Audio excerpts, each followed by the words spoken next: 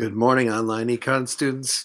Here's your weekly update. I apologize for how late it is. As I mentioned in a message, had a little medical emergency on Monday, had a fall, injured my back, went to the emergency room, was there pretty much all day Monday.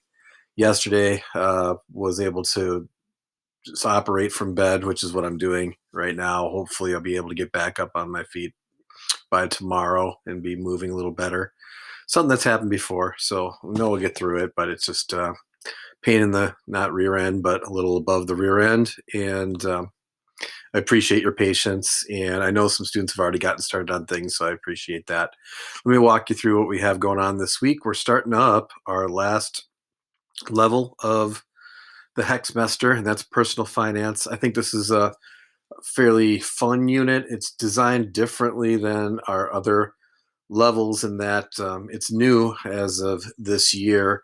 So textbook doesn't have resources for it. We had to do some digging to online resources, and so I found something called Next Generation Personal Finance that helped provide the framework for putting together what it is we do. And you'll find that in the modules this week, they're set up very similarly in that there's a reading to start it out, then it's followed by a tutorial that I put together, and then there's an interactive game with some sort of post game reflection that you need to do.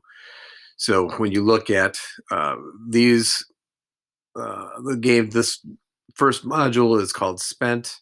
There's an assignment. So in the Spent assignment, as you're going through, before you play the game, there's a couple of questions for you to answer, pre-game questions. Then you play the game, and then there's some post-game uh, questions to respond to.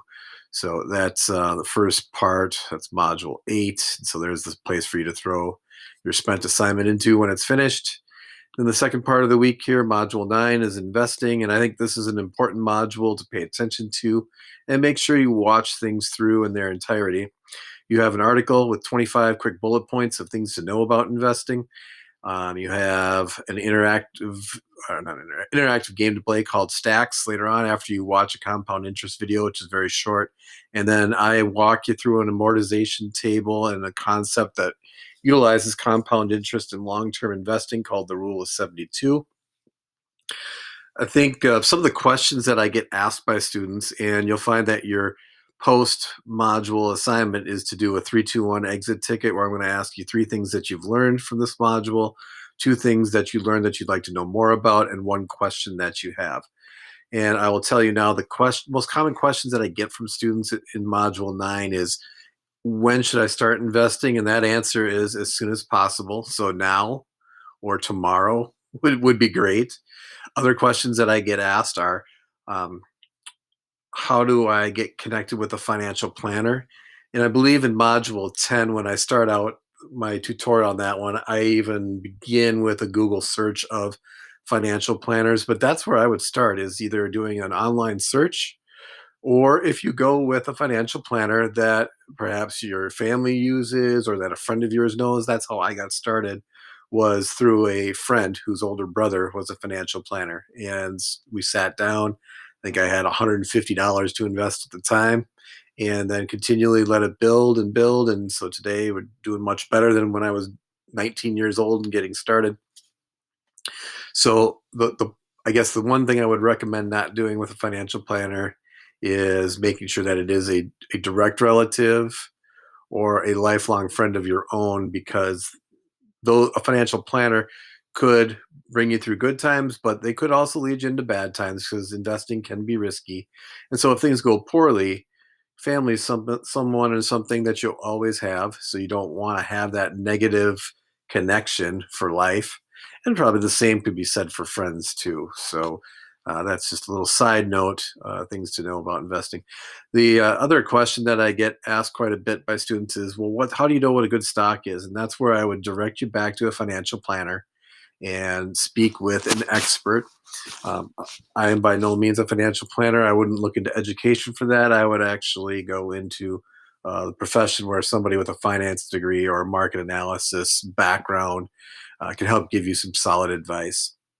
The other thing that I thought I'd comment on in investing has to do with the Robinhood and GameStop day trader investing that went on. I know that was real popular in the news and looks really attractive because it's a quick hitter. Something to be aware of if you're a day trader and you're trying to make a quick buck in the market are the capital gains that you have to pay the taxes. So if you don't hold on to an asset for more than a year, you're subject to a much higher tax rate, like 25% to 37%. Versus if you hold on to an investment for over a year, then you're taxed at the rate of your income, which for most people is 15%. So those that want to try to get into that, create a bubble for a product and turn around and sell it right away, you're going to end up having to forfeit a lot of those gains in taxes versus trying to invest long term. And I think as you look through and watch these closely, you'll get to understand why long term investing is a safer play for you and in the long run should help you out when you are looking to retire and get out of the workforce. So that'll take you through week 5. At the end of this week, keep an eye out for a infographic that I'll post as an update with some information about how to attack the end of the Hexmester. If you're falling behind at all, it has some advice on where you should target your energy to make sure that you pass the course. I would say estimate no less than 80% of you are well on track and doing a great job of keeping up. And I see you finishing this course with a pretty high grade. And I'm really pleased with the effort that you've put forth and the investment that you made in doing well in the online econ course. So we have one more weekly update that I'll send out next Monday. I think I could probably get it out by then, assuming I don't have any other setbacks. So have a great rest of the week, and I will hopefully hear from you via Schoology message, email, or one of our Google Meets. You can drop in there if you have any questions.